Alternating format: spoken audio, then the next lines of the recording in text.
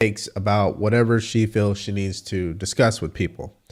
And in the latest episode of Deranged Read, she is now attacking white women because of this election loss. Now, I guess this is just a continuation of the meltdowns that we've been covering. And so here it is. Hey, I just want to give some free advice to the white progressives, particularly white progressive women who may be thinking about marching against the Trump victory, maybe putting back on the P-word hats and doing that thing. I would just say probably don't send any of those invites to any black women you know. I'm just going to tell you right now, they're not coming. I'm pretty sure black women have resigned from the Save America Coalition, Save Democracy Coalition, and definitely the Save the Democratic Party Coalition. I think that's probably not happening. I would just keep those invites maybe among your own friends because I don't think they're coming.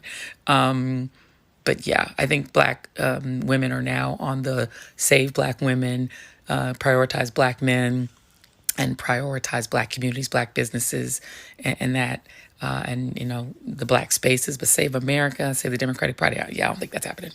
As we try to unpack exactly what happened in last week's election and how Donald Trump won, there's one particularly disingenuous argument that has emerged. I think one of the losers here is condescending identity politics. We constantly try to parse out different ways of speaking to different cohorts because our focus groups or our polling shows that so-and-so appeals to such and such. That's not how normal people think. The dominance of identity politics on the left, which made it push for all kinds of DEI policies that largely came out of the urban academic bubble, but alienated many mainstream voters.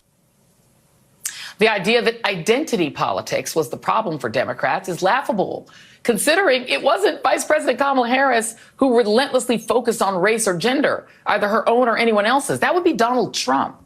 In fact, it was Trump and his running mate, J.D. Vance, who ran an identity politics entire campaign focused on men. Kamala is for they, them. President Trump is for you.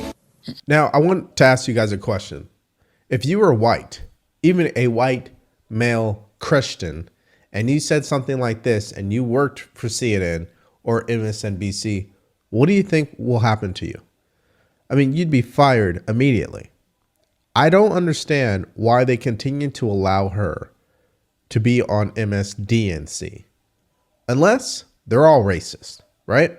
Because when you have someone who comes out and speaks that way about other racial groups, number one, it shows the lack of intelligence, of course. But number two, it demonstrates how much she does not understand why they lost this election in the first place. In fact, she's demonstrating that one of the main reasons why they lost, it's because they're out of touch.